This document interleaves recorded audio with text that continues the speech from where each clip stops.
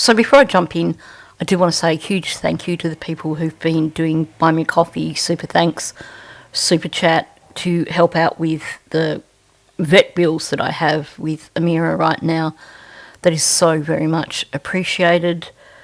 Certainly a long road ahead, and your assistance is greatly appreciated. It's certainly going to help out a lot. That said, a quick update on Amira for everyone. Her next vet appointment is Friday next week, so we'll get some more. She's got more tests then, and then we'll get some more information after that.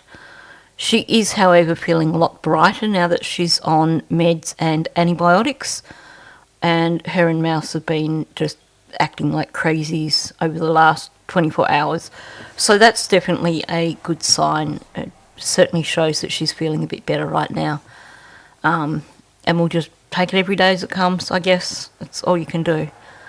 So let's move on to this video. So this is part 2. It was actually the second half of a very, very long video. When I finished it, I was like, okay, well, this is a logical spot to stop anyway, and it makes more sense to turn it into 2 videos. So this is part 2 of a discussion on the problems around spreading rumours and misinformation on the internet, on social media, and more specifically on YouTube. Although it does overlap to the whole Facebook situation because, of course, the person that this is discussing for the most part is both on Facebook and on YouTube. Now, there are some things that I wanted to discuss before I launch into this second half.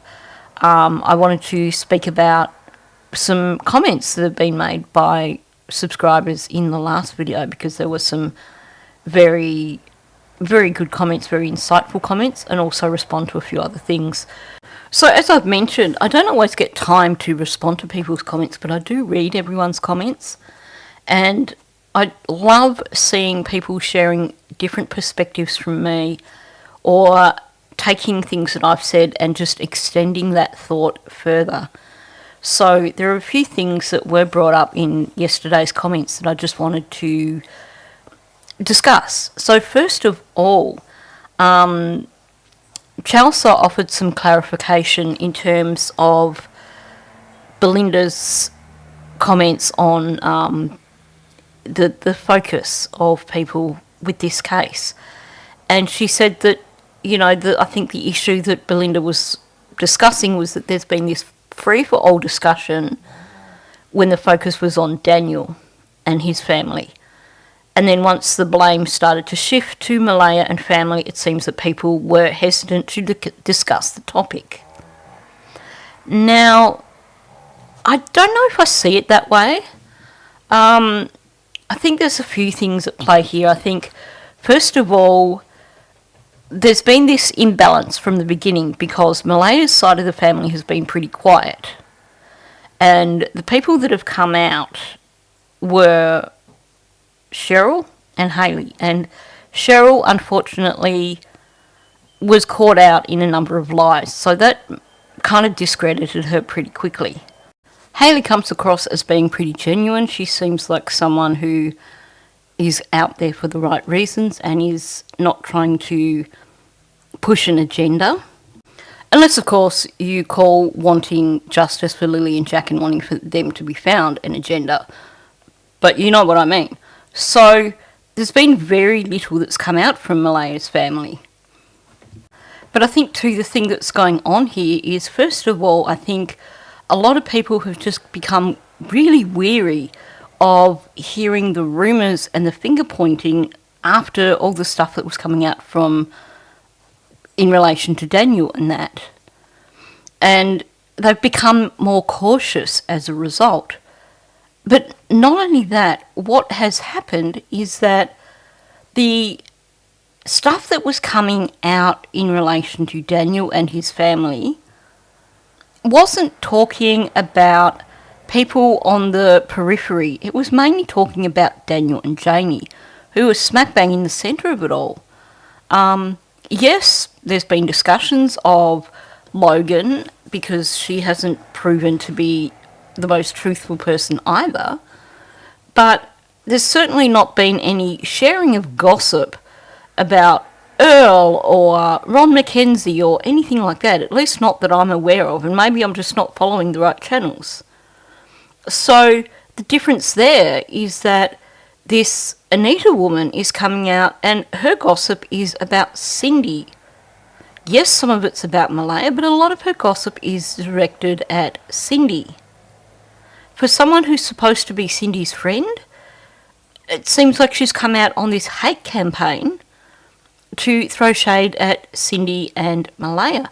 So yes, people are weary of the rumours, but they're also super cautious, and when someone comes out claiming to be somebody's friend but is trying to throw them under the bus, then people are going to be reluctant to discuss it.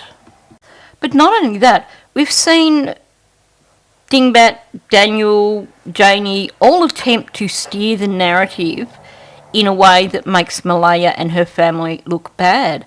And to be quite frank, that looks exactly like what this Anita woman is doing. It seems like she is a female version of Dingbat. Even down to the, oh, I'm credible because I've given a sworn statement to the RCMP. So, yes, I understand that maybe it feels like people have gone harder in terms of discussing stuff with relating to Daniel and his family than they have with Malaya and her family. But the simple truth is that people are weary of all the rumours. They are cautious about jumping on top of stuff because there have been so many people spreading misinformation. And I think too, the other thing we have to consider is that even though Malaya did sit back and allow this to happen to her children, in terms of her relationship with Daniel, she is still a victim on that side of things. So I think people are a little bit cautious in how they approach things relating to Malaya's family because there is that additional layer there. I mean, I've made it quite clear myself that I don't believe that when it comes to Lily and Jack that Malaya is a victim in any way whatsoever. She was their guardian. It was up to her to keep them safe, to make sure that nothing was happening to them. She was the one who made the choice to stay there on that property when she could see Jack getting black eyes. So, on that side of things, you know, I have not cut her any slack. But I've got a lot of flack from people who are like, how dare you? Do you know how hard it is for someone to leave an abusive relationship? Do you know what it's like for people to go through trauma? My response to that is, don't presume that you know anything about me. Don't presume that you know anything about my knowledge or understanding of these situations. I understand the relationship that Malaya was in, but I also understand that the majority of women, the moment they see a man lay a hand on their children, that's it for them. That is the catalyst that gets them to leave. Malaya chose to stay. Another thing that stood out to me was the confusion over where the heck did this Anita woman come from? And that's actually a good question, because when you have a look, you can see that in terms of her own Facebook page, there is one single post about Lily and Jack, and that is going back months. She's not someone who has been fiercely advocating for Lily and Jack. And in terms of the Facebook groups, she belongs to one group, and she only recently joined that group. So you can see that she only became a member of the group on the 14th of February. Now, I'm going to guess that's about the same time that she started communicating with Belinda Gray. Now, sure, she claims that she was told to stay silent and that she's spoken to the RCMP and given a sworn statement. But even if you were told to stay silent, wouldn't you still want to be a member of the groups that were discussing this case online so you could keep up to date with what was going on? There is nothing in her history in terms of online stuff that suggests that she ever really gave a damn about Lily and Jack until this point. And what we're seeing now still doesn't give any indication that she gives a damn about Lily and Jack, because all she's doing is spreading rumours about both sides, not just Malaya's family but Daniel's family, and then playing the victim when people actually respond to her or question her, and doing the oh, don't talk about me because you're putting me at risk, or don't talk about me because that's bullying. And certainly this is something that people do need to be cautious about. When you have a case that's been ongoing for 10 months and someone suddenly just randomly appears out of the woodwork, then you do have to question them. You do have to do a little bit of research for yourself to find out what their motivations are, what their reasonings are. Now, a few other comments that I wanted to share. I figure that Patriot Girl probably won't hate me for sharing her comment, like leaving her thing on there. But I thought this was a really, really good comment. Thing is, believing things from suspects, family and friends, as a content creator, if you get info but are told not to tell, then don't put info out. And you should act like a lawyer or investigator, not believing either side unless you can show proof.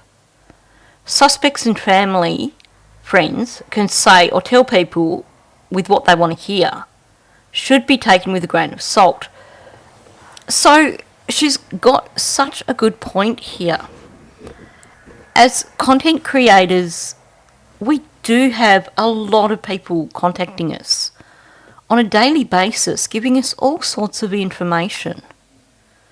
Now, occasionally I will say to someone, is it okay if I share this information in a video? But then I will go out and I will research it for myself so that I am not actually exposing that person, but I am saying, look, here's my research, here's my receipts that I have gotten myself, and this is what I'm going to share with you. If someone comes to me with hearsay, then it's something that just gets filed away in a folder. I have, on my Google Drive, I have a Lily and Jack folder, and one of the things in there is, I've just labelled it tips, and it's things that, information that people have come to me with that is not provable. There's no receipts for it, and I just make note. I take a screenshot of the email or the message or whatever, and I store it. I don't go out online and share it, because while I wouldn't consider myself as being on par with a lawyer or an investigator, I still am in a position where I have the ability to do a lot of damage to a case simply by sharing unverified information. So she's got a good point there. We do need to start holding content creators to a higher standard and expect that they will either keep people's privacy if that's what's been asked of them, or if they are going to share something that's been brought to them, do their research and come out with receipts, unless of course that person has given the receipts themselves. I always, even if somebody is going to send me a post or something from Facebook, for example, I'm going to go and find that for myself before I even consider sharing it, if I think it's something worth sharing.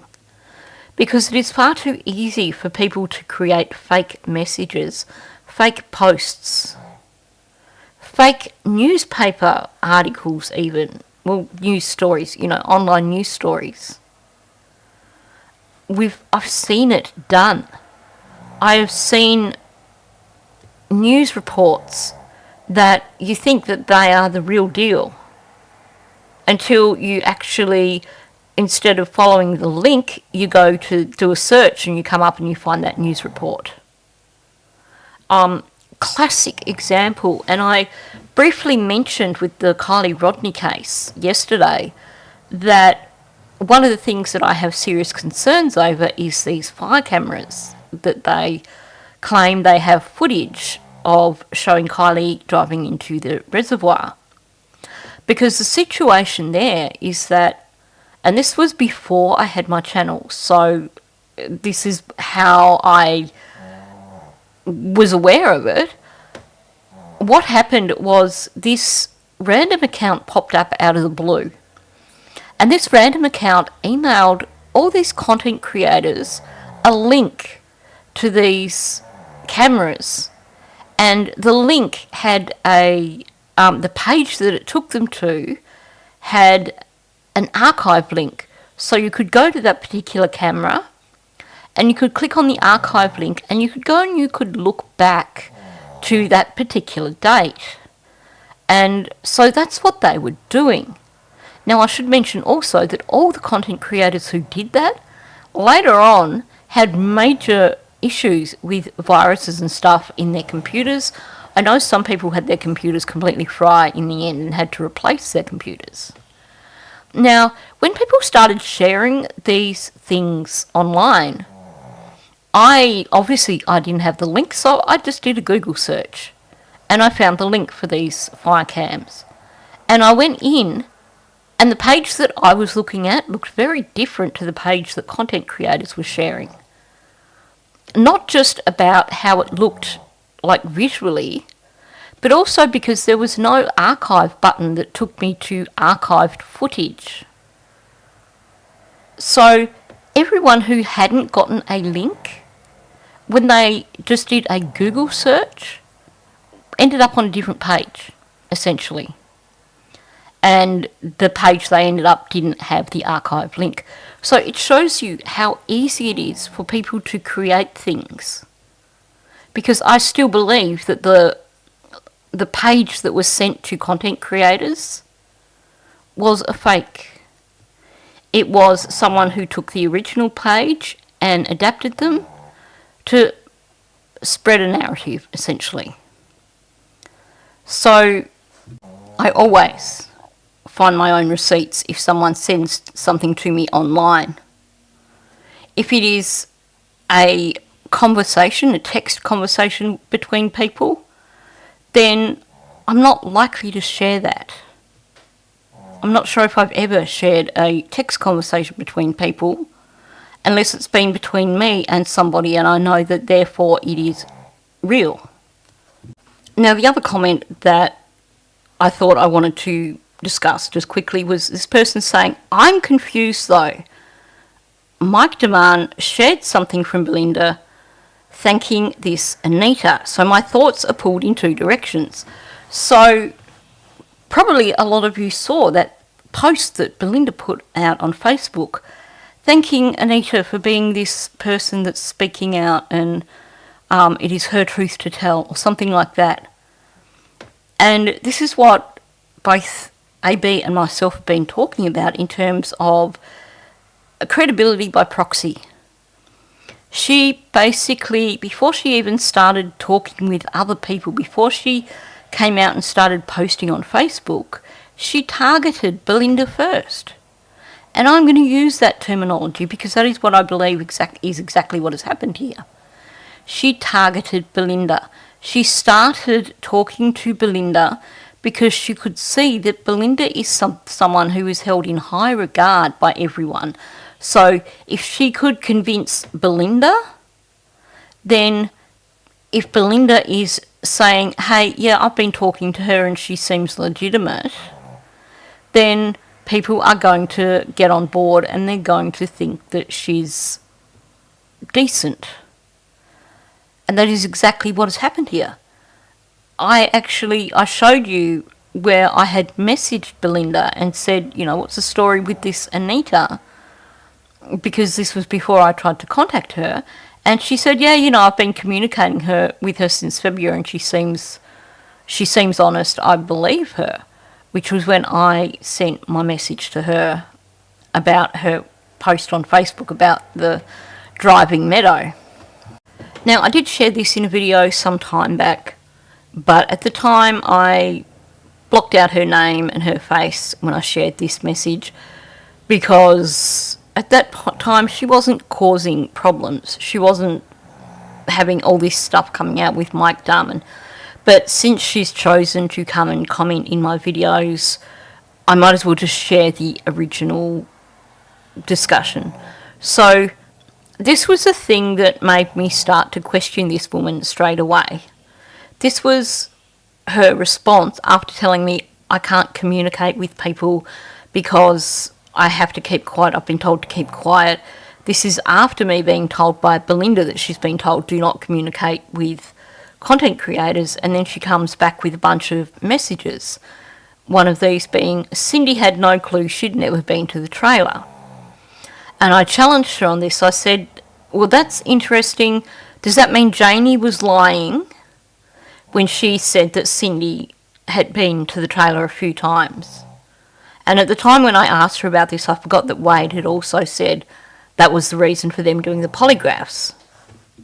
And like I said, it was after I questioned her on this, knowing that this was not truthful, this was not accurate. It was after I questioned her on this that she ghosted me and just sent me an audio from Mike Darman that was Janie speaking, and a link to one of Mike's videos. And then just finally, before I jump into the rest of this video, I had to share this. This is her comments on my video from yesterday. And what I find amusing is that in one post, and these were like 4 hours apart, in one post she says, I've not said nothing to you. And yet on the other side, she said, you made fun of my spelling, you tried to reach out to me. Yeah, I did, and I've shared the messages to show where I have done so.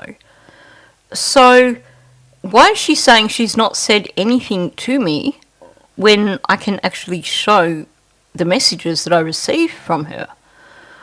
I'm not going to share all of them because most of what she said was allegations against Cindy, against Malaya, and against Cheryl.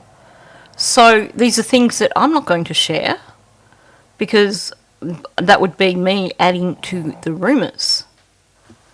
But I have shared her comment that she made to me about Cindy having never gone to the trailer.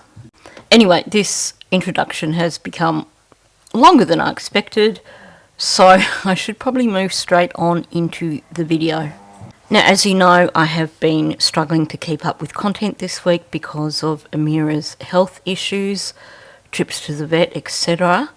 So there are, of course, more videos that Mike has put out since I took this screenshot.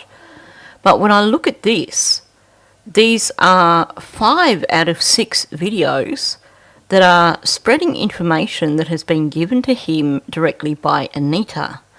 And it seems that Mike believes what he's being told. But to me, this is a very, very slippery slope, particularly given that Cindy's relationship with anybody really doesn't have a lot of bearing on what happened to Lily and Jack. And likewise, it's none of our business whether Wade moved out of Cindy's house or not. I would imagine that these content creators who are reveling in this gossip and sharing this gossip would feel differently if it was another content creator sharing gossip about them. And of course, as you can see, you also have some of this content being put behind a paywall. And that is something that I've noticed here with this Anita woman, and that is that one of the ways that she is convincing people to believe her, to buy into her stories, to keep listening, is that she's giving them the impression that they're someone that she trusts really, really well, and she's going to give them a bit of exclusive information that she hasn't told anybody else because she trusts them.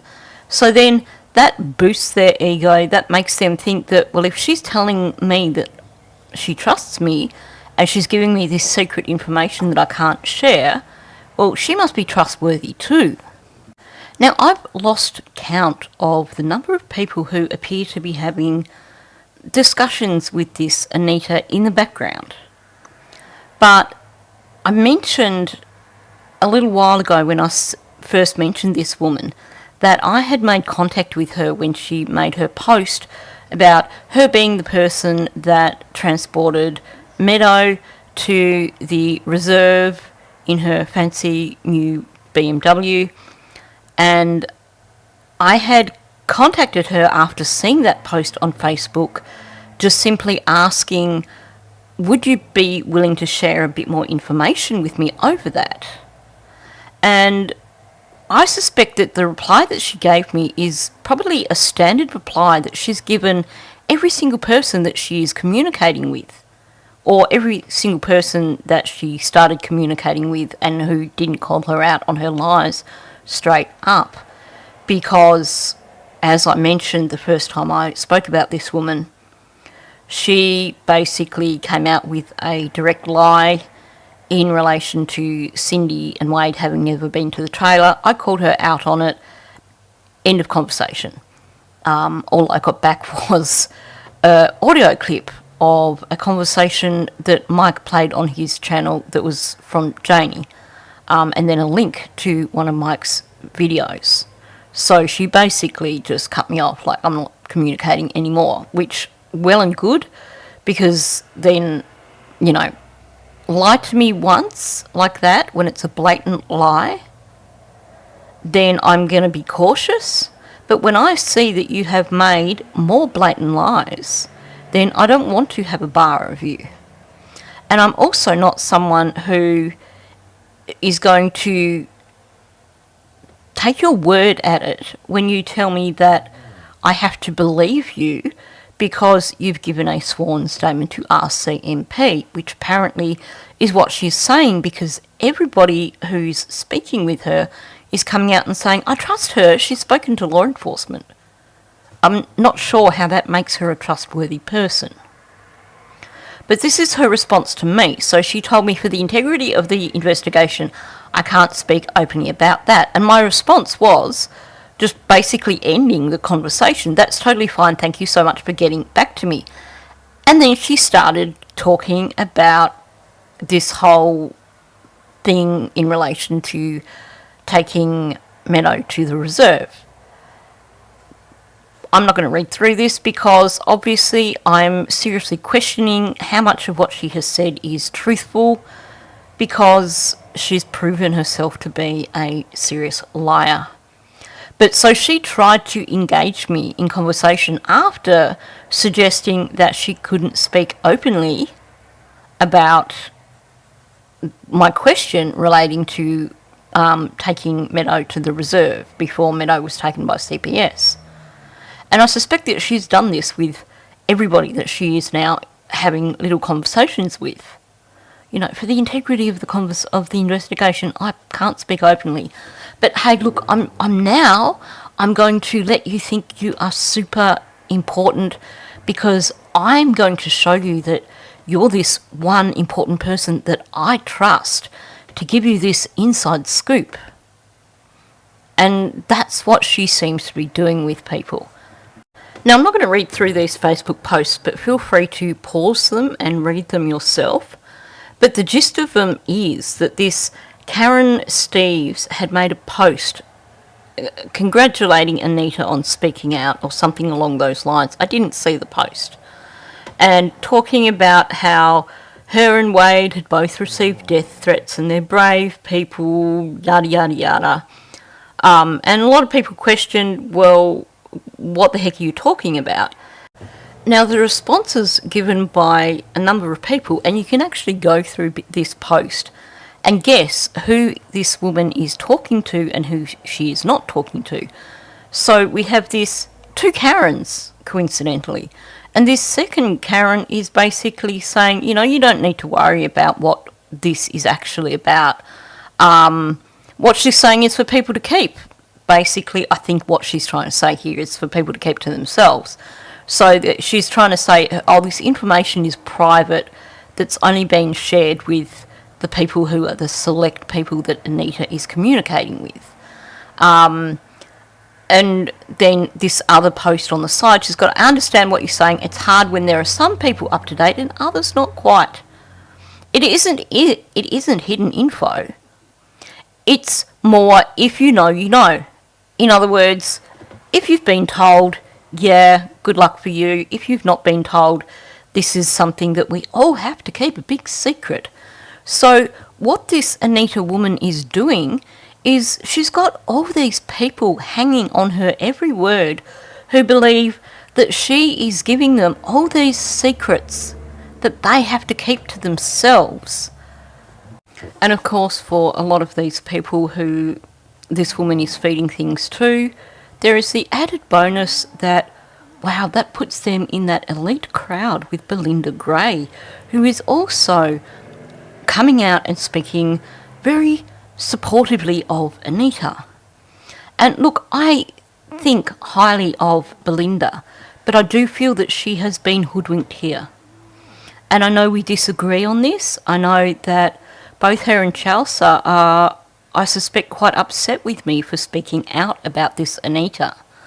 But what I'm seeing is something that is escalating and is reaching a point where you have content creators like Mike Darman coming out, putting things out as information that people are believing because they think this guy's a statement analyst and he's saying that he doesn't see any signs of deceit. So it must be truthful. This guy is also a male who I believe is quite flattered by having a female who probably to him is somewhat attractive, and she's probably doing the same lines with him in terms of, oh, you know, this is exclusive information, don't share this, or I'll let you share these little snippets of information. This is classic manipulation, but apparently this guy doesn't notice it. But going back to Belinda, this is a message between me and her when I first spotted this Anita and when I messaged her. Now, first of all, you'll notice that she's using different names with different people. So on her Facebook page, she comes up as Anita Maxwell Johnson. You have some people referring to her as Anita Johnson, some people referring to her as Anita Maxwell, and I'm going to come back to that.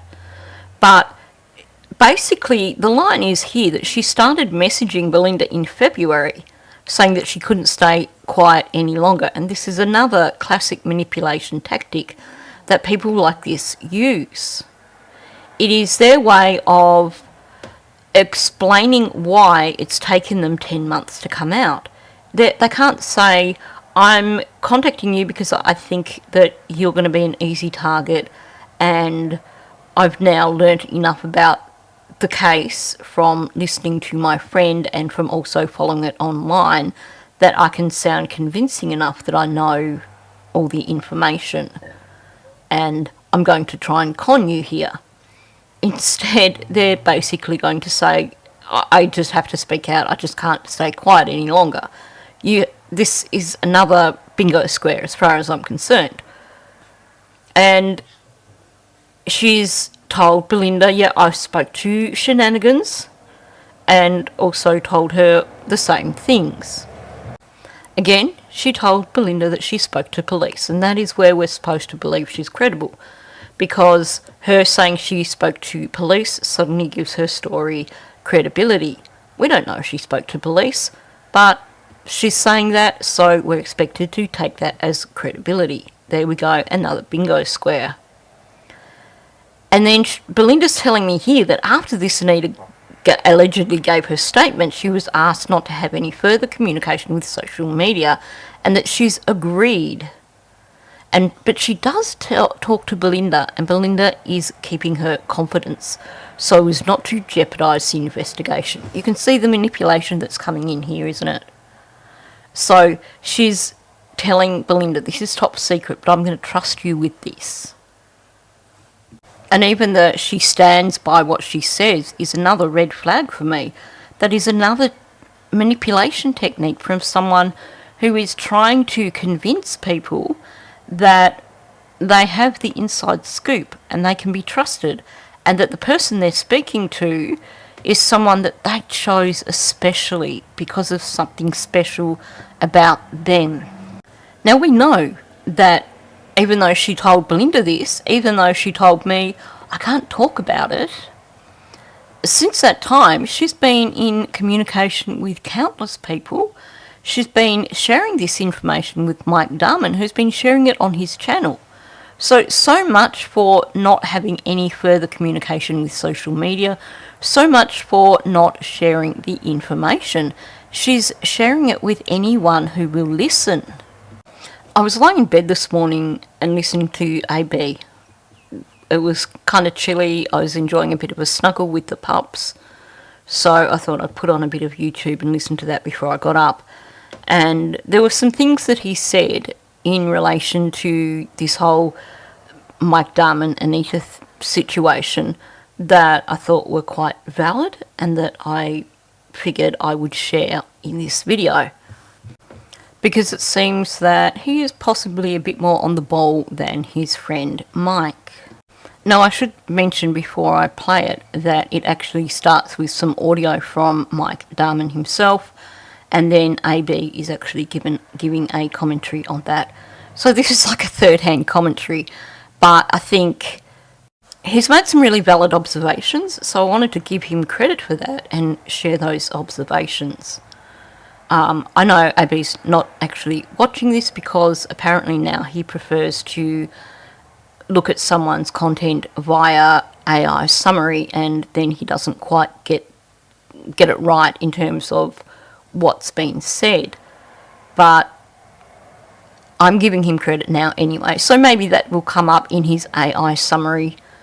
At least he might catch that part of it. So much. Talking with Anita, talking about, I don't even know where to begin. He's in love. So I'm... Oh, the thing is, no, I don't think Mike's lost his marbles. Listen, he really believes it. If he really believes it, I'll listen to it in that sense. I trust Mike that much but it doesn't mean that Mike's right about everything. And here's where the problems arise. You now have another content creator who is saying, if he really believes it, I'll listen. Now, thankfully, AB is capable of critical thinking, so he is listening to this with a critical lens. He's not just buying it all and just saying, well, because Mike is usually pretty good with these things, I'm just going to believe him. But the problem is, not everyone is as good as AB at using their critical thinking skills or using their logic. So there are going to be other people who are going to say, well, he really believes this, I'll listen, and I will accept it because he accepts it. And this is when the rumours start to take off. I love him. God bless him. That's why we're here.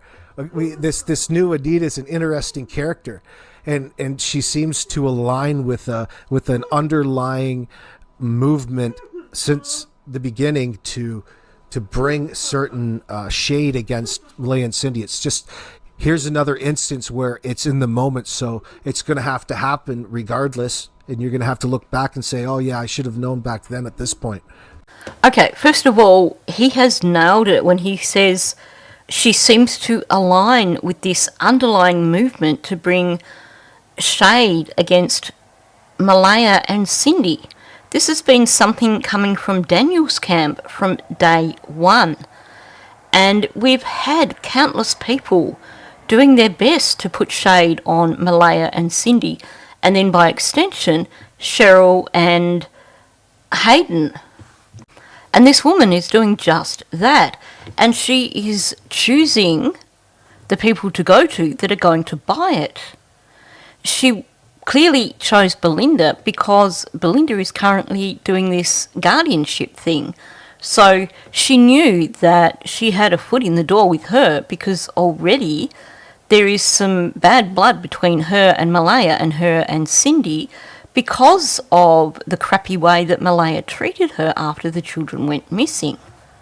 And the big irony here is that up until this point, people have always been a little bit cynical when someone has come forward with criticism of Cindy and Malaya because they've understood that this has been coming from Daniel.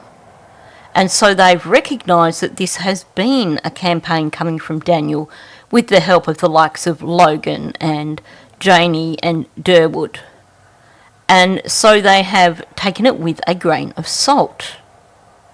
Now, it's interesting that this Anita has popped up after Daniel has had these charges laid against him, which essentially have silenced him when it comes to him continuing with his campaign against Malaya and Cindy. So how do you continue that campaign?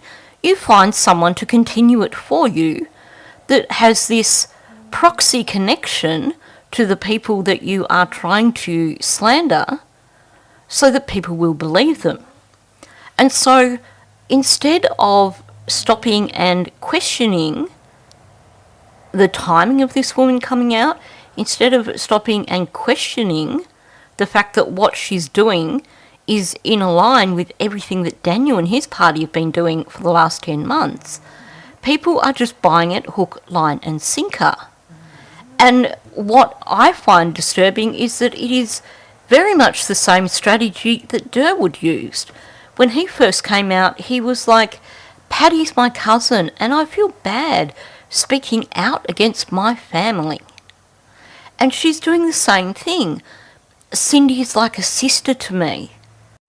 But I can't stay quiet. Like, that in itself should be a red flag for people when they look at what is happening here. Her strategies are so very similar to Durwood's strategies, even down to basically this excuse of doesn't need to produce receipts because her receipts are the fact that she has given a sworn statement to RCMP, which is exactly the same as Durwood when he came out saying he doesn't have to give receipts because those receipts will come out in court with the sworn statements from the people he's spoken to. Now, here's where I do disagree with AB, and that is his comment that it's in the moment, so it's going to happen, and you're going to have to just look back later and say, I should have paid more attention or I should have been a bit more cautious. Now, my experience from looking at other cases, the Kylie Rodney case is a classic example of this. There was one particular content creator who came out with a few stories like this. Someone who'd been there or someone who had witnessed it. And the first couple of stories that came out, people jumped on it and other content creators validated it by talking about it on their channels. But then by the time 6 months down the track, she came out with yet another deathbed confession. All the other content creators just ignored it and went, this content creator is making up content for her own clicks and views. There is no way that she's had 2 deathbed confessions in a row and multiple partygoers contact her who won't give their names. And so people just ignored it and that completely fizzled out and I don't even know what the story is. So, no, we don't have to allow it to happen. We don't have to listen to it and comment on or speculate on the information that's being given. We can ignore it or we can validate it. But to just let it come out and then let it become part of the narrative is irresponsible because you reach a point, which is pretty much where we're at anyway, but this is going to escalate. You reach a point where nobody knows what the truth is. This woman has been making allegations in the background against Earl Mackenzie, against other members of the Mackenzie clan. She's been making allegations against Joe Smith, Hayley's father, allegations against Hayden. And these are things that people are blindly believing. Now, I haven't watched the videos that Mike Darman has done where he's talking about Cindy's past, and I think there was one where he was hinting about the Mackenzies' past. I haven't watched them to see what the content of those is, because I don't think I want to know. But if it is these rumours that this Anita is spreading, then he is doing something really not good here by sharing these rumours publicly. So I disagree with this idea of letting it play out and waiting for someone to come out and prove that the woman is a fraud. I would rather do my research before putting anything like that out and make sure that I'm not putting out information that is potentially libelous. Maybe he's in love. I don't know. Maybe he's fallen for this Sharon, girl. you have no idea what I have learned, guys, Here we go. about the inside of Cindy Murray's home, about the upbringing of Malaya. So there's all kinds of things here. So he says he's learning all kinds of things from the inside of Cindy's home. So apparently this Anita was with them or spent a lot of time or was living over there or was involved in, she claims, caring for Meadow after Malaya had left Daniel when the kids went missing. And here's what's interesting. I've heard some claims by people that she said she stayed there for 2 weeks after the children went missing to help care for Meadow, which I can't see the logic in that. I've heard someone else say that she was only there for 3 hours. I've heard comments about the many different places that she's supposed to have lived. So she's supposedly lives at Peggy's Cove, which is about an hour away from Cindy's place. She's also lived in Florida for a while. She's made claims of having lived somewhere like Boston, and yet she has this intimate knowledge of Cindy's family, of Malaya's background growing up, when it sounds like this woman actually didn't live overly close to them for a great deal of time. I've also heard different versions in terms of who she was closest to. I've heard versions where her and Wade have been friends since day dot, and that Cindy and her became close friends afterwards, which suggests to me that she met Cindy after Cindy and Wade got together. I've heard other claims that she claims that Cindy is like a little sister to her and she's known her for like forever. But of course, because everyone has to keep her confidence, that information is not coming out unless it is people who are speaking to a content creator behind the scenes and saying, this is what this woman has told me.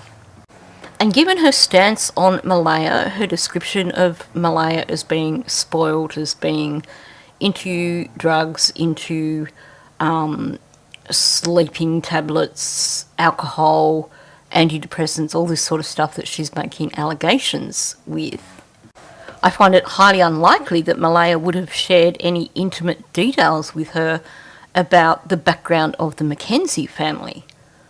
And given the allegations that she's making against Earl and other members of his family, I can't see that being the sort of information that, even if Malaya did know it, that she's going to share with this friend of her mother's who looks at her as a spoiled brat. I can't see them having that closer connection in that alleged 2 weeks that Anita was staying there. I mean, very indirect if you can't describe what it is, in my opinion. But I don't want to be too scrutinizing too early at this point. About the chaos, the abuse, and all of that. And some things I'm not going, I cannot talk about yet. I believe Anita. She needs our protection, our help. I believe her completely. And there's another one of your bingo squares, the damsel in distress, or the person who has just hit on so much knowledge that they are now threatened and they're afraid for their life. Now, we've heard the audio of Jordan losing his crap over her, because of course he made that call to her directly, made those threats, really lost the plot. And so what did she do? She recorded it and she sent it to Mike Darman, who of course decided to make it public. Now, I'm not for one moment condoning the way that Jordan spoke. I think that he was way out of line, and I do believe that given the threats he was making, that he should be arrested for that. However, we don't know what caused him to reach that point.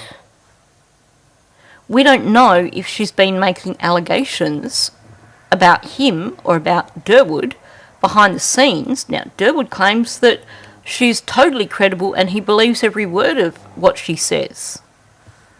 But something she did or said really triggered Jordan.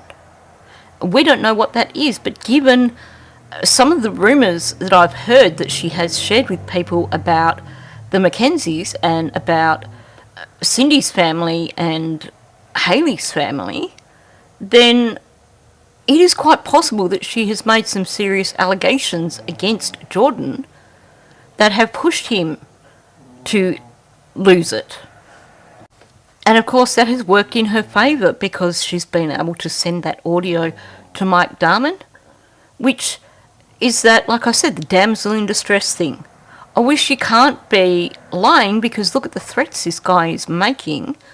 She must be someone who is really such a truth seeker that she's willing to stick her neck out and face these threats and these accusations. And now she's, at risk, and we've got to protect her. This is such a classic form of manipulation. Now, I have seen with the Kylie Rodney case, I know there were people with that case that were getting threats made against them. But they weren't sharing them publicly. They were discussing them behind the scenes.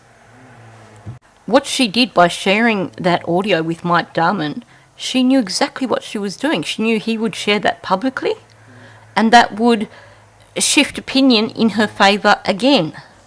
And nobody has stopped to question what it was that she did or said that got Jordan so upset in the first place. Yes, he's a loose cannon. Yes, he did the wrong thing. But what prompted it? Nobody's asked that.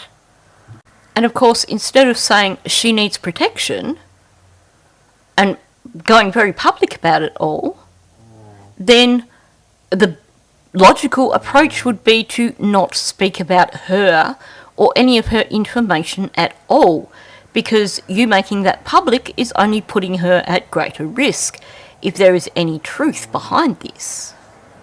And I ask you this, if she really felt threatened by Jordan, why would she share that audio with a content creator who's going to put it out online and get Jordan even more upset?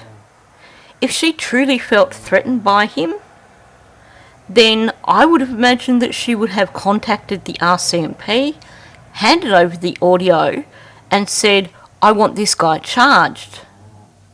And it would be something that we would never hear about, because if she was concerned for her safety, it's not something that she would be wanting to make public for fear of getting this guy even more riled up. But apparently Mike, the great statement analyst, hasn't figured this out. Completely. There's nothing that she stated. There is no sign of deception. I don't know how people come up with the idea that she shouldn't be trusted. I've been partly addressing that already along the way, but after I finish going through this audio, I will show you exactly why she shouldn't be trusted. And here's what I have to say directly to Mike Darman. You're telling us there is no signs of deception according to you. Does that mean that you have audio of her telling things, or has it all just been her typing messages?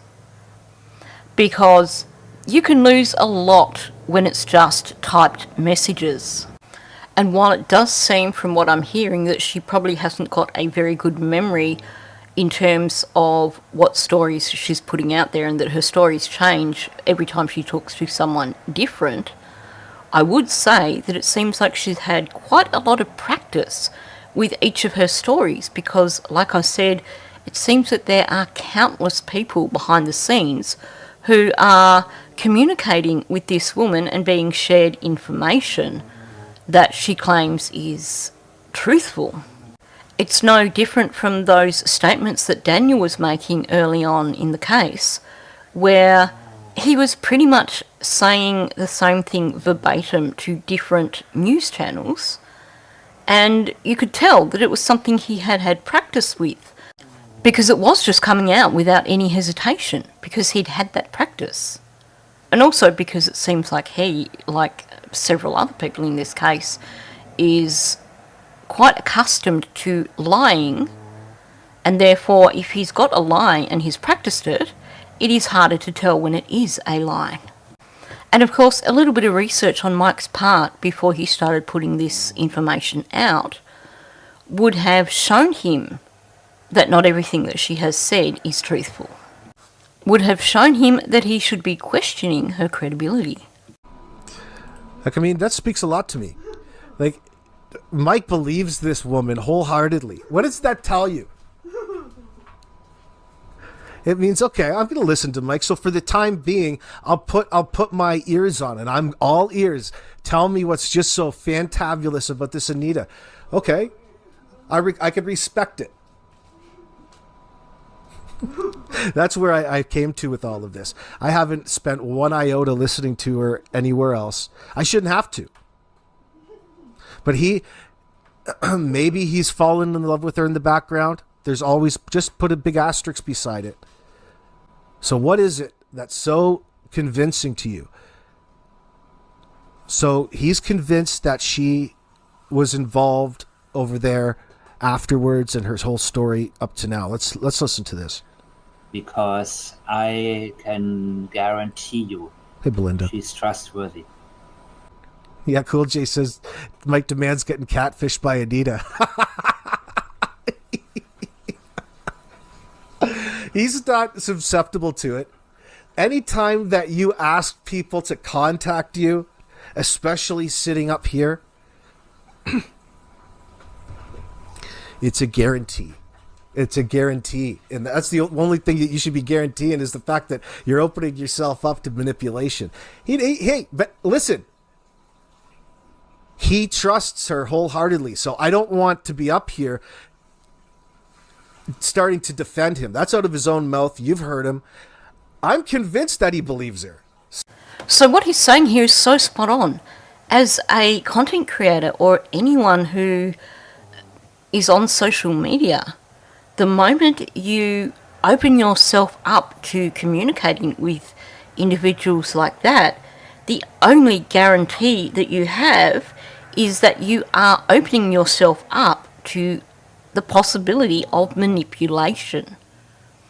And trust me, I couldn't even begin to say how many times I have had people contact me sharing exclusive information that they know because they have this connection somehow. And my response has always been, thank you for sharing, and not leading them to think that I want any more information from them. And I certainly don't go out online and talk about it. I simply respond with, thank you for sharing, or thank you for that information, Or, well, that's a bit interesting. But I don't run with it because I recognise this fact. The moment I start communicating with these people, I am opening myself up for manipulation.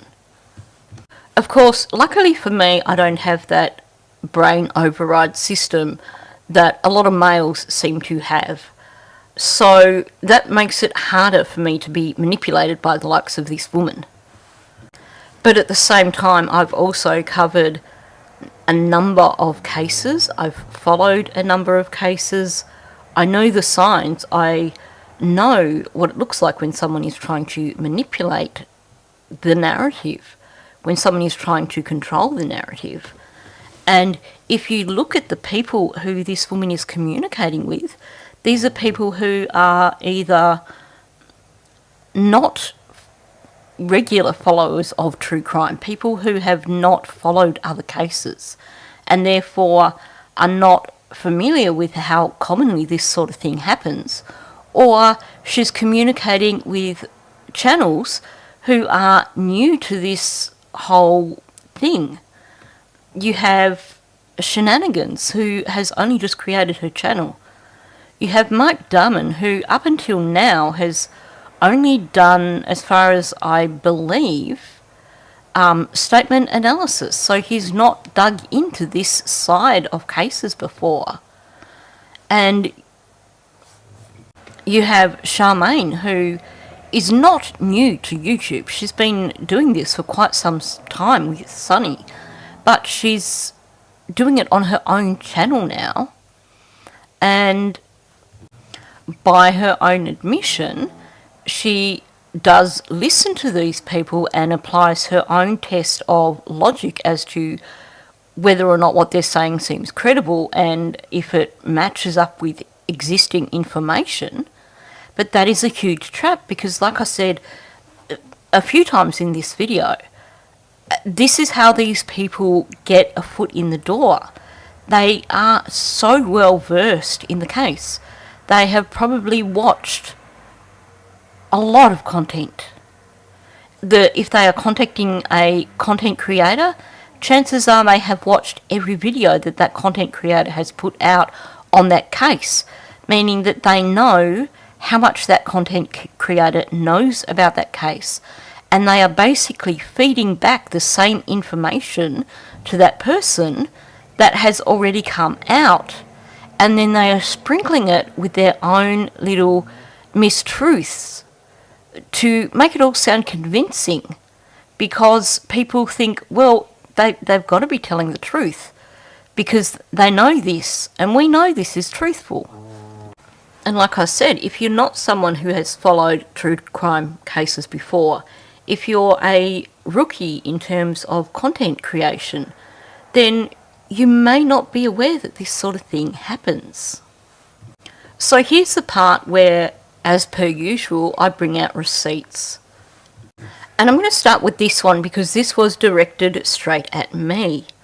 So a little while ago I did a video where I was talking about the misinformation that was being spread around and my concerns about the likes of this Anita and Durwood and everyone who was basically sharing their own versions of things and pushing a narrative. And she came into the comments section and made a number of comments, and most of them I'm not going to bother sharing on here, but I do want to share this one because this is quite interesting. She said, "Don't post my name or photo. Suing you, and I don't drive a white BMW. You are spreading false things. Detectives say you're the issue." First of all, punctuation is your friend, Anita. When you are trying to say things like this, it is always better if you use punctuation so that people can be clear of exactly what it is you are trying to say. Now, my response to her, which is exactly what I did, funny, I've gone back through all my transcripts from where I've discussed you, and aside from a brief mention in passing of your BMW, I never mentioned the colour. If you don't drive it, who does? didn't you say you were the one who drove with Meadow in your car when you took Malaya to the reserve? Which of these statements is actually the truth? Now, the thing is, when the day before she made this post was when I had a look and found this image on her Facebook. So the earlier videos that I'd done, I didn't even know what colour her car was. So I knew that I only had a few videos to look at in terms of the transcripts.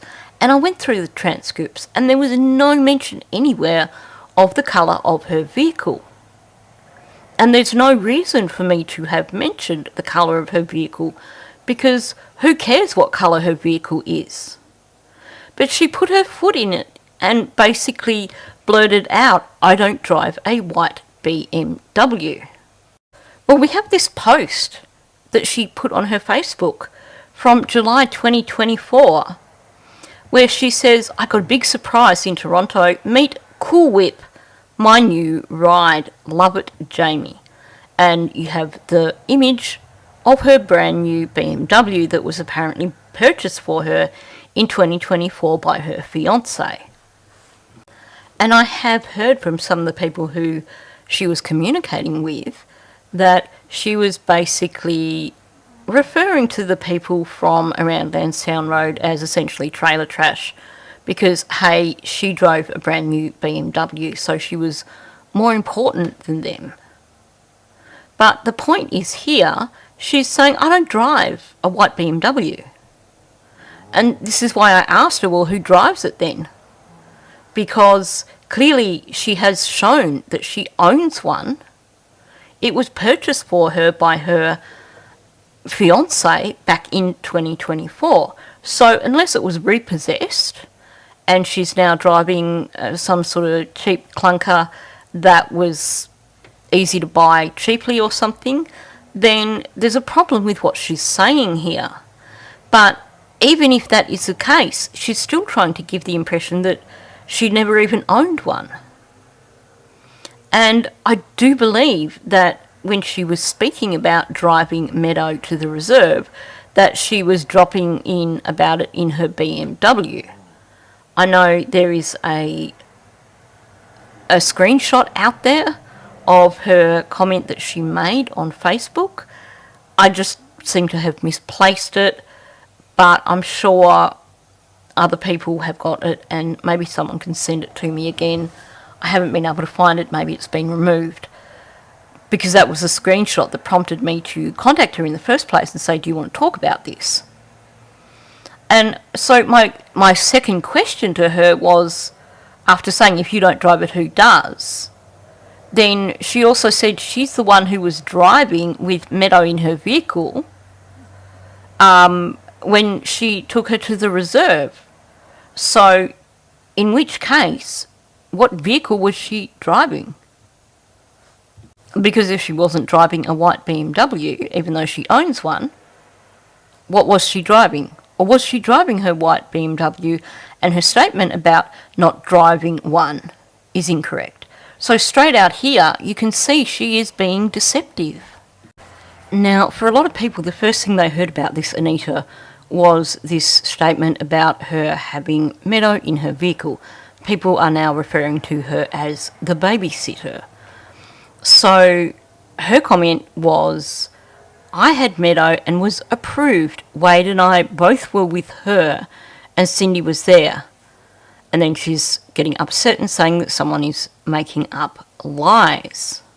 Now, I'm not sure if this is from her original post about this or if this is something that someone who's been communicating with her mentioned to me, but along with her having stated that she's given a sworn statement to RCMP, she also claims that she was a court-approved carer for Meadow. Now, I'm not sure how that actually works, but it's not something I've heard of before. So I'm not saying it's not factual, I just find it a bit interesting because we have this story that Meadow was in Cindy and Wade's care, essentially, and all of a sudden, out of the blue, 10 months later, we have this Anita woman introducing herself to that part of the narrative and saying, yeah, she was the court-approved carer for Meadow. And first of all, I'm just wondering how many people have really applied logic to what we are being told here. So first of all, I'm going to finish going through the statements that Anita makes here, and I'm going to also read what Belinda has said with regards to her. So this Anita says that Malaya followed her. She had Meadow and Wade in her car, and RCMP and CPS were both made aware that we were going, and Chief Michelle. And then the version we have here from Belinda, which very similar. Anita, Wade and Malaya went to the reserve. They went to Connie's, where CPS on both sides showed up along with the chief. At this point, where would the receipts come from? I'm sure if Darren putting out her name is credit himself or discredit her. I've seen clips of Cindy's place from her that aren't out in public. This was in response to my video where I questioned her relationship with Cindy because I said I would like to see images, and thankfully one of my subscribers did actually send me a photo that showed her and Cindy together. So that part is verified. But so the story that is coming out from this Anita that she's told people is essentially that Meadow was in her car with Wade, and then it must be that Cindy and Malaya were in a different car following, and they took Meadow to the reserve. Now, this version that she's sharing on Facebook is that they made RCMP and CPS aware where they were going, and the chief. So she's here saying that to debunk this story of Malaya doing a runner. So she's saying, no, we did this legitimately. We let them know that this is what we were doing. And yet it seems that she's told Belinda that they did this, and then every man and his dog showed up to take Meadow off her. Now, here's where I want to apply a little bit of logic to this. Two things that make me question this story. First of all, we have heard from everybody who was at Gairloch Road after the children went missing that essentially Malaya wasn't putting Meadow down. She wasn't letting Meadow out of her sight. Allegedly, Logan offered to take Meadow to her place where she would be away from the property, where she would be safe, and she said Malaya could go with her because she felt that Malaya wasn't going to allow Meadow to be away from her. And yet, allegedly here, Malaya was quite happy to travel in a separate vehicle from her daughter, who she, up until that point, was allegedly inseparable from. Also, this story in terms of all of them, this massive group of people all heading off to Connie's place and letting CPS know beforehand, but then CPS turned up and took Meadow, that doesn't make sense to me either. Because if this Anita woman is allegedly court approved, if Meadow is meant to be in a situation where she is supervised by either Wade or Cindy, then there's nothing to say they cannot leave the house with her.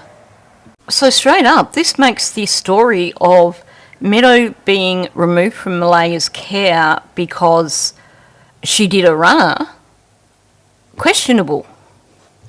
Because it wasn't Malaya just doing a runner with Meadow on her own and removing her from a situation where she was being supervised by Wade or Cindy or this now additional person, Anita. So there seems to be no logical reason here why simply taking a trip across to go and visit Connie would result in Meadow being removed from Malaya's custody. Why it would result in all these people turning up en masse like this posse to remove Meadow then and there. So again, there's a problem there with the logic that is being applied.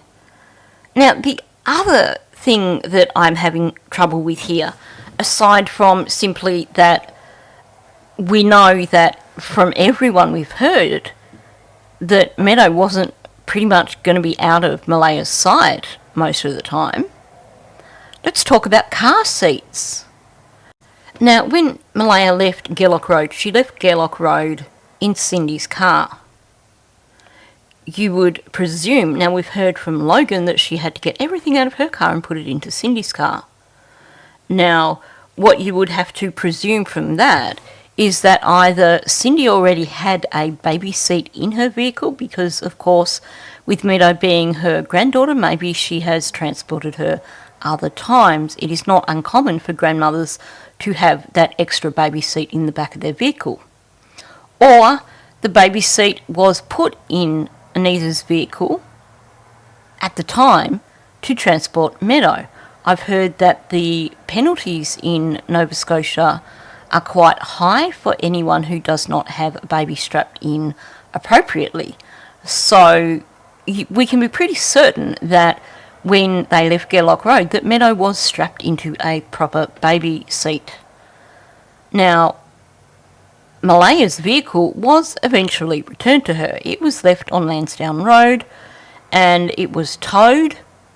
Different stories about why it was towed. I suspect that it may just, my theory, and this is pure theory, but my theory is that Daniel would not hand over the keys when Cheryl and that went back to the house to collect Malaya's phone, because there was some sort of argument relating to the vehicle. So my theory is that he would not hand over the keys for that vehicle. They came out with the mobile phone but without the vehicle, and so Malaya had to organise to get it towed from that location because she didn't have keys. But she had her vehicle. So her vehicle should have had a baby seat in it, unless that baby seat was in Cindy's vehicle. So why would they suddenly decide to pull that baby seat out of Cindy or Malaya's vehicle and put it in the babysitter's vehicle to transport Meadow, especially when Cindy and Malaya were allegedly travelling directly behind her? It makes no sense. Why would you need to take these two vehicles, and why would you have to transfer the baby seat to the vehicle that doesn't have the baby seat and transport the baby without her mother in a separate vehicle? It just does not make sense. So this story itself does not stand up to the logic test. Now, I'm not saying that this is not the truth, but I'm saying there are some holes in this story that make it very questionable. But I'm going to move on to that because there are some more tangible things that certainly call into question her credibility.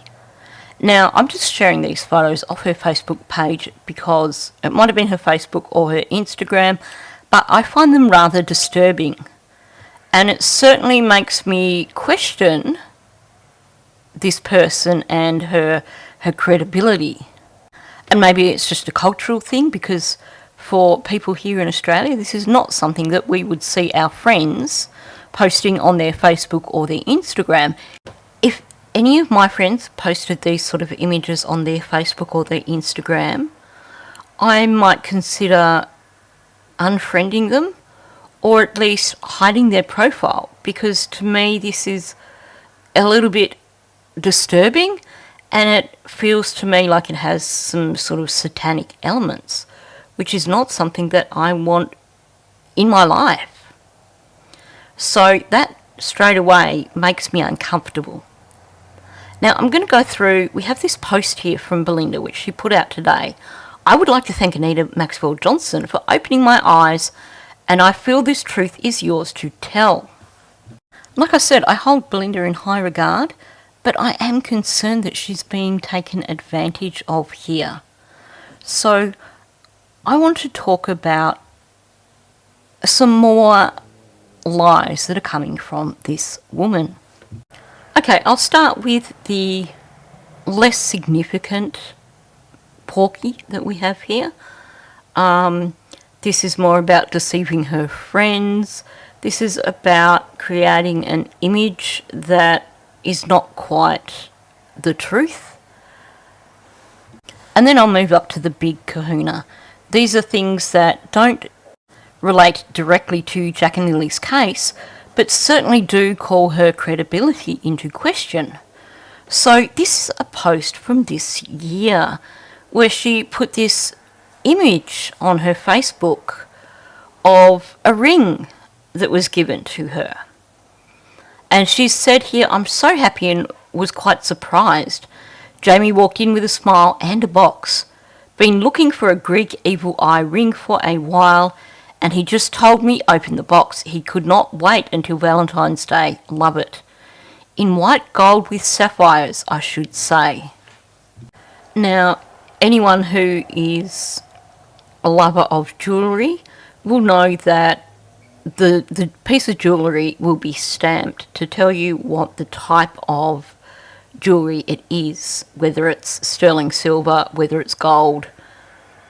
And if this truly is white gold with sapphires, then it's going to come in a box from a reputable jeweller with the jeweller's name on the box, and it is likely to come with a certificate because this is quite a sizable looking ring.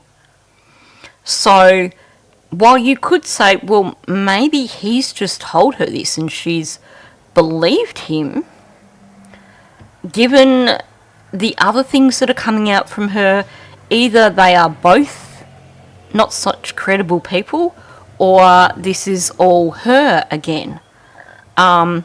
I believe it is all her, and you're probably wondering what I'm talking about, so I'm going to move on and share another picture with you. Now, I'm sure Janie McKenzie could explain this to you. If you see something that you like and you want to buy it, you can actually go into Temu and you can click on the picture of, in the search bar, you can click on the picture of a camera and put in the photo of that thing that you want. So you might see something that is advertised. I've done this with some dog toys before where I've seen them and thought, wow, Mouse would love them. So I've screenshot them off Facebook because I'm like, I don't want to pay $30 for this toy. And I've gone into Temu and found them for like $5 or something. So this is what I did with this ring of Anita's. I grabbed the photo that she shared and I went into Temu, and lo and behold, the very, very first thing that comes up is the exact same ring for Australian $3.33. If you were in Canada, that's even cheaper than that, because in Canadian dollars, that's probably only about $2 or something. So if you look at the difference, it's cheap. It is not white gold. It says two-tone blue, white, zirconia. So zirconia is glass, coloured glass. Now, I didn't look to see if it is sterling silver or if it is just pretty silver. But it was $3.33 Australian, so probably $2 Canadian. She also shared an image you can see on the other side of these earrings, which also come from Temu. Although they are actually worth a little bit more. You can get them for $5.20 Australian, so probably about maybe $3.50, $4 Canadian. So all up, this wonderful ring and her earrings cost her well under $10 Canadian. But she has put it out there as being a white gold ring with sapphires. Now, I don't know a lot of guys who are going to go shopping on Temu for this sort of thing, so that's why I believe that this is probably something she purchased for herself. Although that said, I know that there are times when my sister sees things that she really, really loves, and she will purchase them from the joint account, and then her husband is essentially giving it to her for a Christmas or birthday present obviously she consults with him, so, you know, it's not like she just goes, oh, I'm going to buy myself something from our joint account. But, you know, there's always that possibility. But the thing is, here, this is yet another one of her porkies. Now, I'm going to move on to the bigger thing that definitely calls her credibility into question. And that is her roofing business. Now, in order to find this particular business, you're going to need to look on Facebook, because the only mention of it outside of Facebook is a customer review by an individual who shares the same surname as her fiance. One customer review. So if you do a search on Facebook for Maxwell Roofing in Halifax, the page for it will come up. Now, normally when I'm sharing things like business information, I'm not going to share the registered address for that business, because obviously under normal circumstances that would be doxing someone, because it would be giving out their address. But the thing is, and this is before I have a look at some other things in relation to this business, the registered address for this business does not exist. So it is registered to 30 Waller Drive, Truro. I'm going to come back to that, but first of all, I just want to point out on the other side of the page. Now, I mentioned that you can find this business on Facebook, and that page is still active. In fact, when I went in this morning, there was a new post on there telling people to get in and book their roofing repairs for spring, or something like that. I found that very interesting, because currently the business license is revoked. So I'll go on to the next page because I think it's easier to see. But before I do, I'll just point out for those of you who want to scan in. So you have submission registered 2022, entity revoked December 2023, reinstated April 2024, entity revoked 7th of January 2025. There's been no update. And as you can see, as of 9th of January this year, it was still revoked. Now, maybe it has been reinstated since then, and maybe that's why she's suddenly posting again. But this certainly calls into question her credibility, that she is claiming she's this great business owner where her business registration has been revoked twice now. Now, if you take a look at this business on Facebook, you're going to notice a number of things. First of all, there are multiple videos posted on this business, and yet when you take a look at them, they're all actually videos from other businesses that have been shared. There is one pinned video with an AI voice that's talking about the business, and it does appear to be her partner in that video with other people, but I'm guessing that probably wasn't taken as part of her business because there were other people in there. So that's one of the first things you'll notice, that the videos that are in there aren't videos that have been made by her business. The other thing you're going to notice is that there is one particular spot where it is advertised as essentially having been established for 30 years. It doesn't especially say established, it just says 30 years. It's a bit of a Janie technique. Let's just put 30 years up there and let people draw their own conclusions. And to top it off, you're also going to notice that, now I just mentioned that the business title was revoked from 9th of January 2025, and as of 9th of January 2026 it was still revoked. And yet you can see there is postings from that business in April and May of 2025, meaning that business was operating whilst unregistered and therefore probably uninsured. Again, this makes me question her credibility. Now going back to this business address, because this one is a doozy. We have a registered business address of 30 Waller Drive. Now I'll come back to that in half a moment, but I want to point something out that a lot of people might have noticed if they've done their own research on this case. And that is that up until recently, and I'm not sure how recently because I haven't been in there for a while, I only discovered tonight when I went in there that it was gone, but up until recently, if you went into Google Earth and went looking for Lansdowne Road, you would see a marker on there that was labelled Jack and Lily's found blanket location. Now, that's not a marker that I put there on the screen on my own map. That is a marker that is permanently on there. Even when I was going onto the property website where you can go in and put addresses, when you look at the satellite view for that, or when you look at the map for that, you get this pinned location coming up.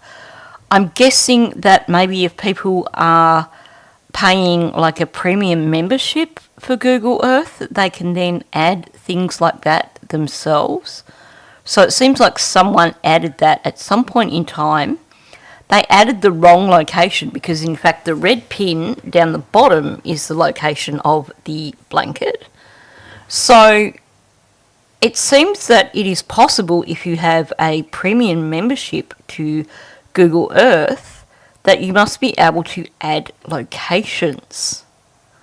Because I can't see why Google Earth would actually add that themselves, and I would imagine being your typical Google site that it is reliant on a bit of crowd effort for marking these locations. So the reason I'm pointing this out comes back to talking about this registered business address. So just put a pin in that for a moment. So I went into Google Earth and first of all I typed in the address 30 Waller Drive, Truro. Now if an address exists, then it's going to take you straight there. However, if it cannot find that address, it's going to give you a list of options that it thinks might have some sort of connection. So I'm not sure why it came up with those particular businesses. There is one address there that is a number 30, Parkland Drive. So they've gone 30 and Drive, is this what you mean? And then they've also labelled a bunch of other businesses. Does this mean Waller Drive doesn't exist? Well, I did a few things to check it out. I did see when I started typing in 30 Waller Drive that 30 Waller Street came up, and I'm going to come back to that in half a moment. But I want to share you the listings that is through Viewpoint, which is basically the go-to if you're looking for titles and stuff in Canada.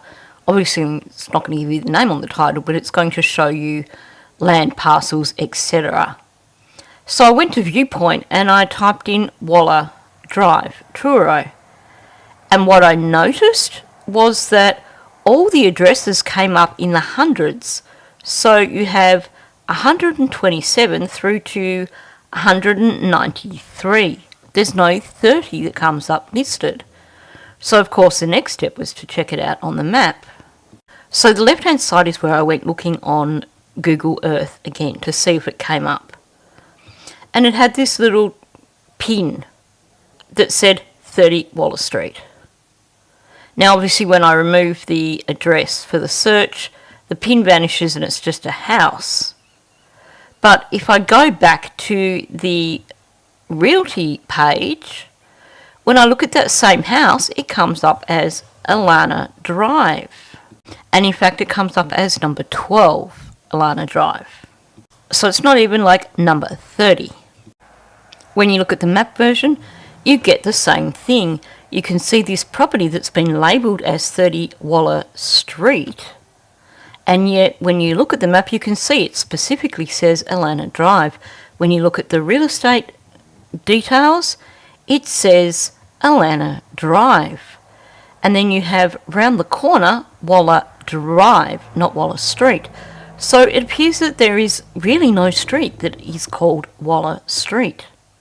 And of course, if you check out the street view, you can see that this Alana Drive clearly has number 12 on the front of it. I'm wondering if they've put it there so very clearly because they've not just put the number, but they've put Alana Drive there as well.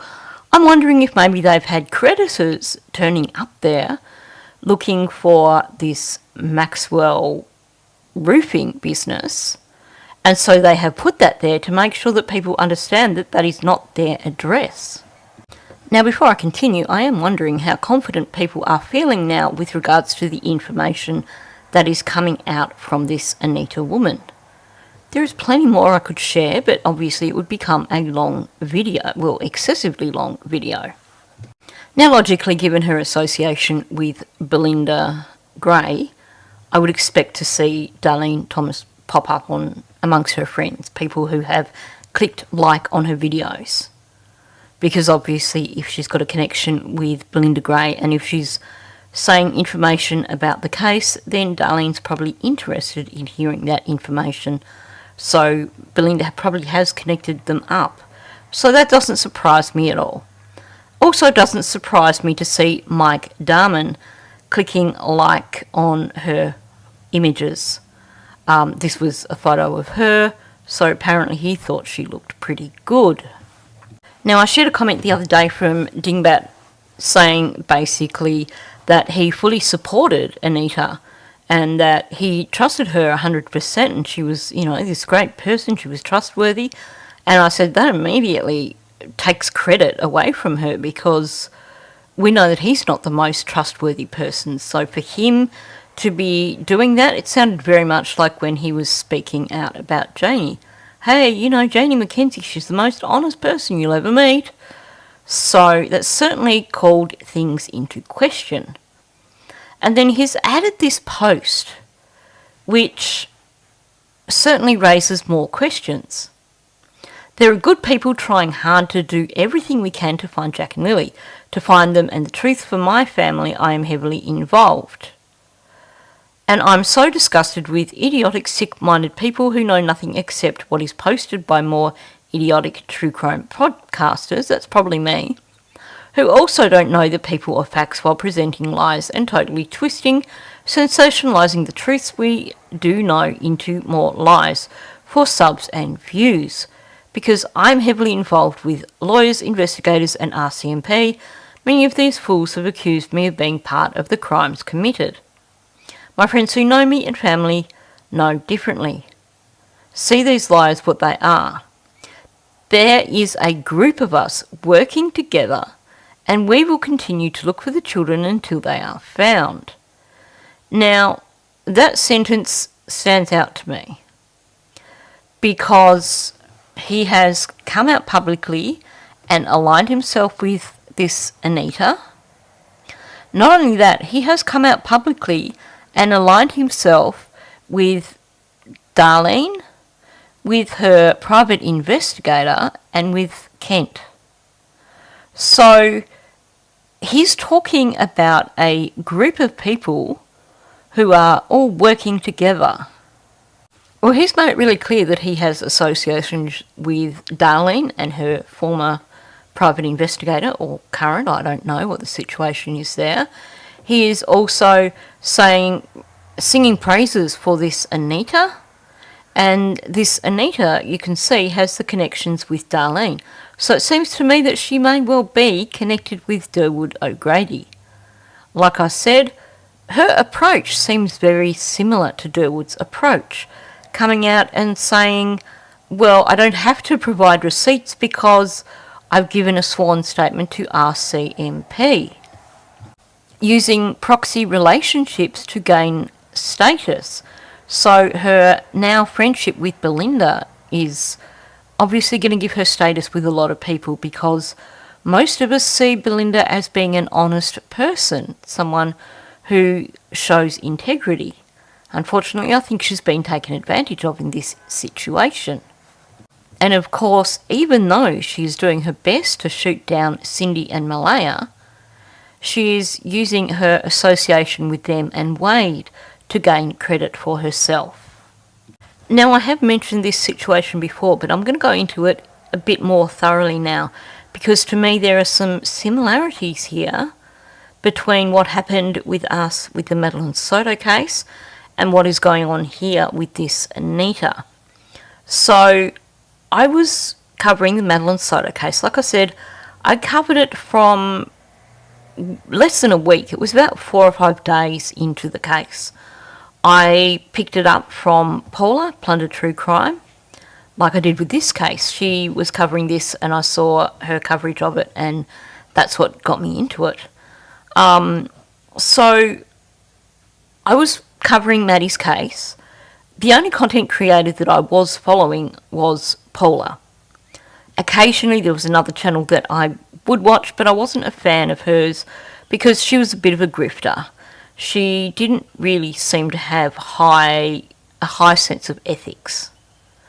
Now, while we were covering this case, there was a person who had started out as an administrator on the Reddit group for Madeline Soto. And apparently, because they were so good on that Reddit group, they were asked to help out with a Facebook group that was in place for Maddie as well. And they were also asked to mod for a channel. So they did that. They went in as a moderator for this channel, and they also went in as one of the administrators for this Madeline Soto Facebook group. And what started happening is that they started forming some sort of relationship with, interacting with Maddie's biological father and her stepmother. And this was after Maddie had been found deceased, after Stefan had been arrested. And they started sharing photos that they had gotten from Tyler. So that gave them that proxy credibility that we're seeing with Anita. They showed that they had this association with Tyler and Tatiana, his wife. So people started paying attention. Now, this individual was calling themselves H-Ghost, but the way they spoke made it sound like they were a female, and people just presumed that it was. Now, they were feeding information as well to the Facebook group and to content creators. A lot of the information was being shared by the creator of the Facebook group, and they were saying that this had come directly from Tyler. There was one point where there was information put out that they claimed had come directly from the district attorney. And the thing is, people believed them. So this other content creator that I said I didn't really follow, but occasionally I was just checking out what she was doing. She was doing a live stream, and she said, oh, look, breaking news, we've just heard from this person the district attorney wants them to share this information, and Tyler has given them the go-ahead to share this information too.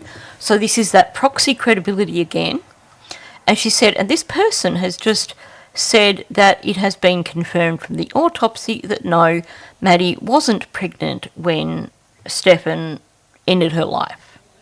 Now, I'm not going to go into that in too much depth. There was a lot of speculation over that for significant reasons.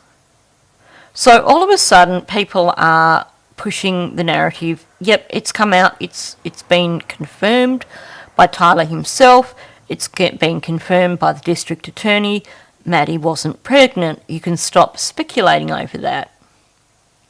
There were a few other little things like that were brought out.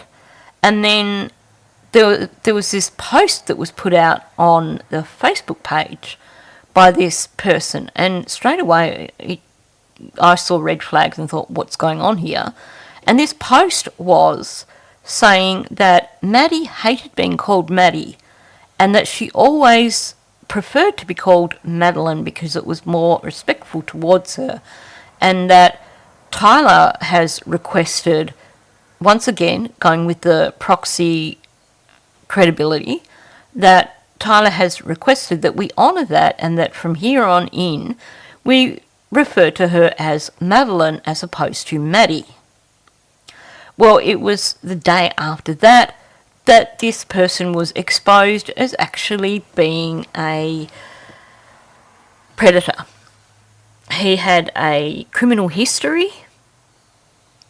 He was basically making up the information, but because it had been shared on Facebook, it had been given the credibility of that proxy relationship. This is coming from Tyler.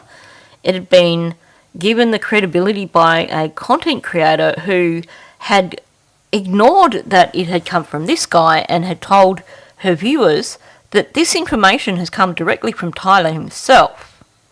So she didn't mention that actually it's come from a person claiming it's come from Tyler himself.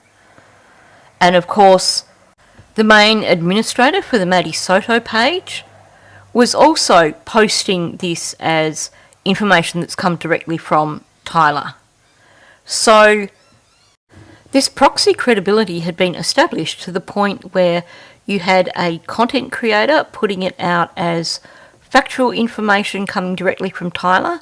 You had one post where you have this H-Ghost person saying this has come directly from Tyler, and people believed them because, like I said, they had gotten photos of Maddie off Tyler that had not previously been shared. So people knew that they were communicating with Tyler.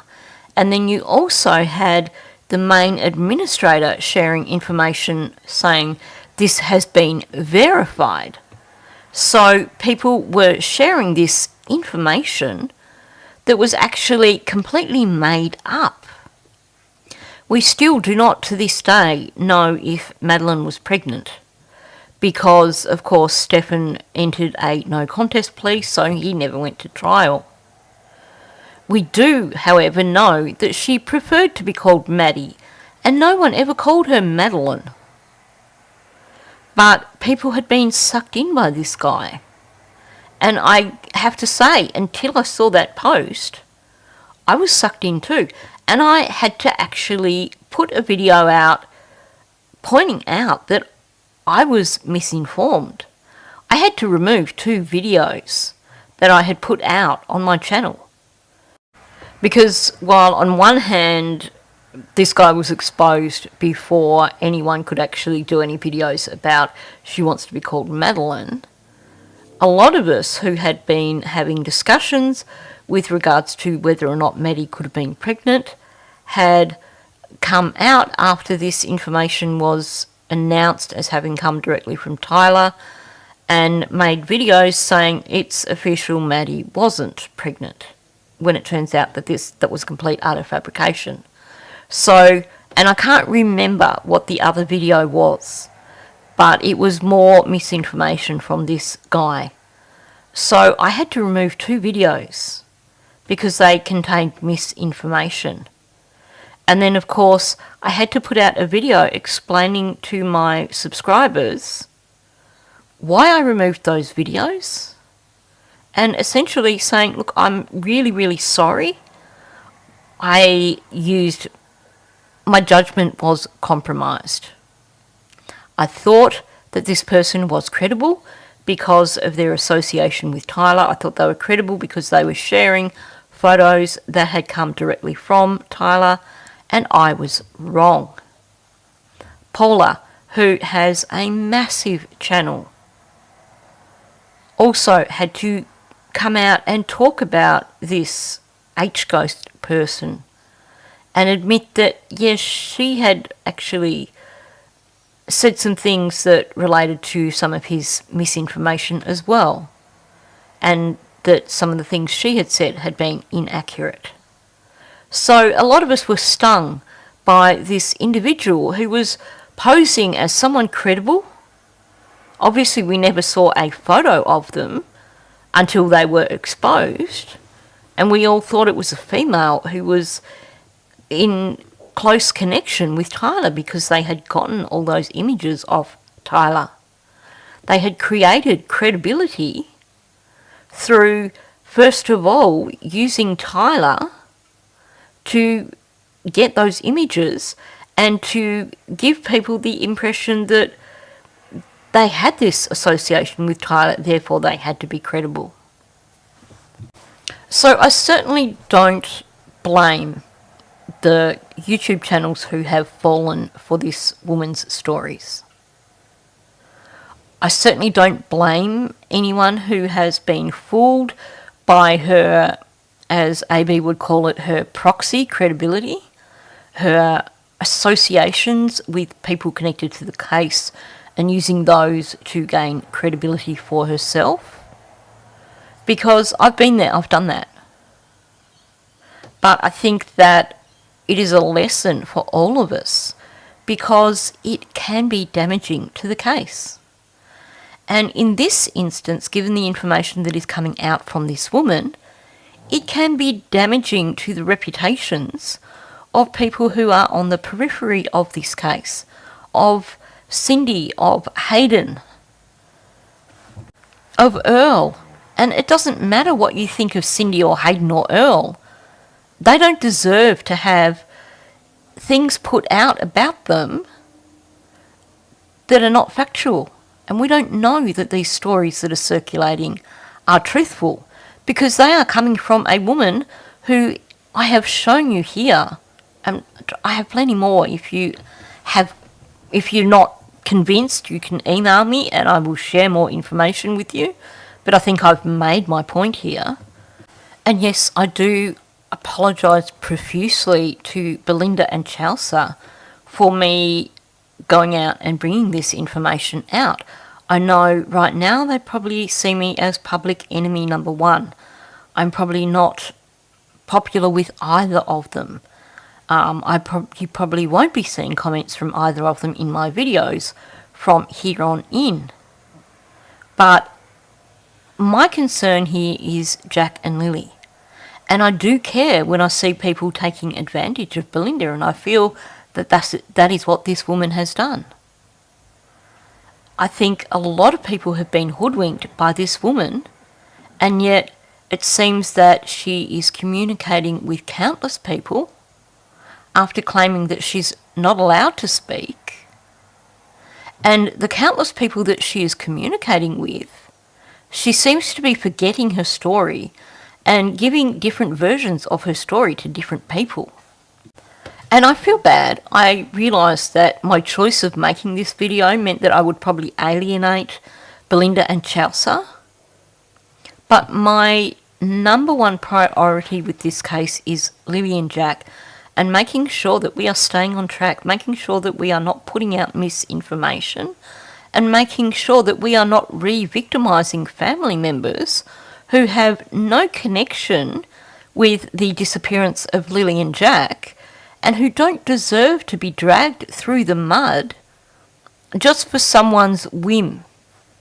Now, yes, I have the advantage of coming at this from having covered both the Kylie Rodney case and the Madeline Soto case, where I saw this sort of thing happening before. So it was probably easier for me to recognise the signs. And given that I made the same mistake with Maddie's case, I'm certainly not judging any content creators for being hoodwinked by this woman, for being convinced by her associations with family members. Because like I said, I was convinced by this H-Ghost person because they were sharing photos that they had gotten from Tyler that none of us had seen before. But this is why I always demand receipts. This is why I don't share content without receipts. Because I know what can happen. I know the damage that can happen, not just the hurt to family members, but the legal repercussions. I mean, this case with Ryan Upchurch, this is going to be an interesting one to follow. I think it goes in on 23rd of May, I think, is when the trial finally begins. And it will be very interesting because it really could change things for content creators. Yes, he was rogue. He was doing things that were not acceptable, things that other content creators would not do. But he is now facing the consequences for that, and this could be one of those landmark cases that puts limitations on what other content creators can feel comfortable doing on their channels. Social media can have a huge impact on cases in terms of raising awareness, in terms of keeping the pressure on for law enforcement to keep working the case as hard as they can. But we need to get it out of the gutter. We need to become a little bit more classy in how we do our content. We need to ask for receipts. We need to be cautious when someone comes out of the woodwork claiming associations with a family member. We need to put the victims first, not consider what this scoop is going to do for our YouTube channel. So I'm going to wrap it up here. It has been a bit of a marathon, obviously, but there was a lot to discuss here. So I hope that I've at least given people some understanding of why I take the position I do. And I also hope that it's going to make people stop and question when someone comes forward with information and they are claiming credibility that maybe they don't deserve. So on that note, thanks for listening. I would say if you're new to my channel, please subscribe. But having just done a rather explosive series of videos, I'm thinking I might not gain subscribers from doing this. But please, if you're not too ticked off with me, hit that like button and please leave a comment below. And feel free, if you disagree with me, I still respect your opinion, so feel free to share your opinion down below. Unless, of course, you're a troll. We don't do trolls here. So, on that note, thank you, and I'll catch you in the next one.